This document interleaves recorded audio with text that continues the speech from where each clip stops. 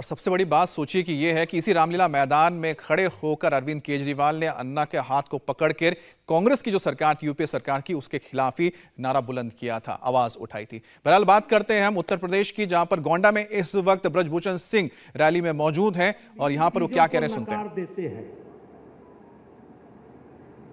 ऐसे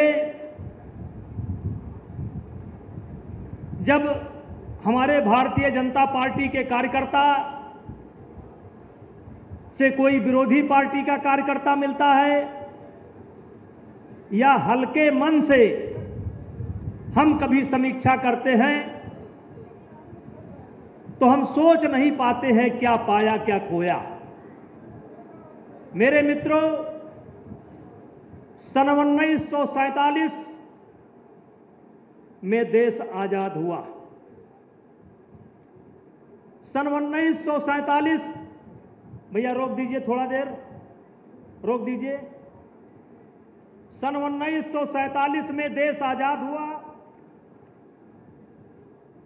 और आजादी की प्रक्रिया चल ही रही थी कि उसी समय देश का बंटवारा हुआ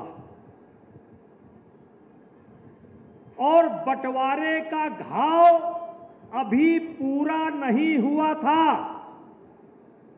पाकिस्तान ने सेना के भेष में कबायली हमला कर दिया और मेरे भाइयों, 78,000 वर्ग किलोमीटर जमीन, कितना? 78,000 वर्ग किलोमीटर जमीन आज भी पाकिस्तान के कब्जे में हमारे देश की है। यह काम किसके समय में हुआ? मित्रों, यह काम भी कांग्रेस के ही समय में हुआ और उस समय के प्रधानमंत्री थे पंडित जवाहरलाल नेहरू। पहला काम। उसके बाद सन 1962 चीन हमारे देश के ऊपर आक्रमण करता है और चीन के कब्जे में आज भी 33,000 वर्ग किलोमीटर जमीन है। यह काम किसके समय में हुआ? कांग्रेस के। सन 1971 में हिंदुस्तान के इतिहास में एक अभूतपूर्व घटना घटी कि पाकिस्तान के 92,000 सैनिकों को हमारी देश की सेना ने बंदी बनाया था। कितना? 92,000। लेकिन मेरे मित्रों, उस समय एक अवसर था हमारे पास। अगर सशक्त भारत होता,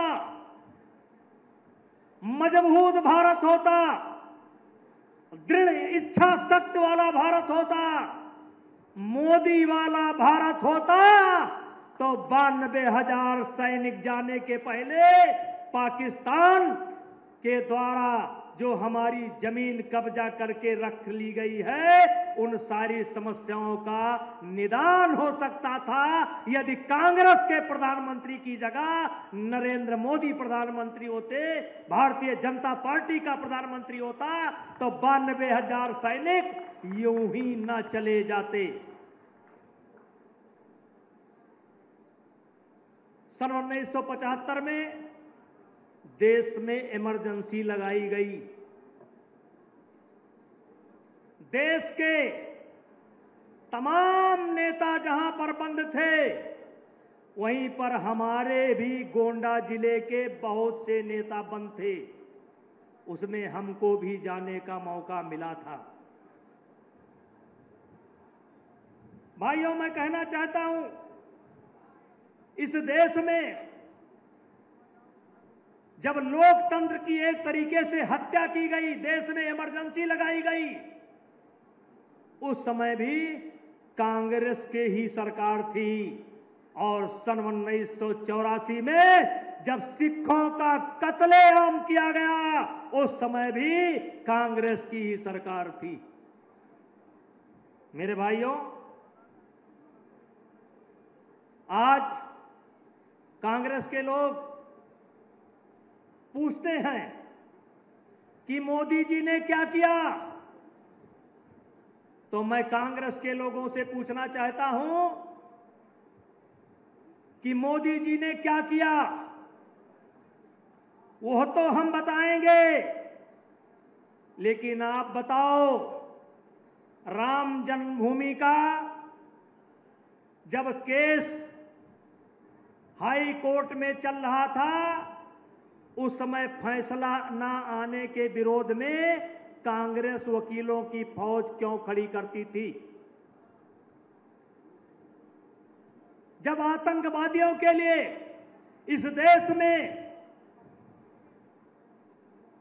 यह भी गवाह है कि आतंकवादियों को फांसी ना होने पाए, सुप्रीम कोर्ट को रात इंडिया टीवी हर वक्त हर जगह डाउनलोड करने के लिए सर्च करें India TV news Google play store या ऐप स्टोर पर।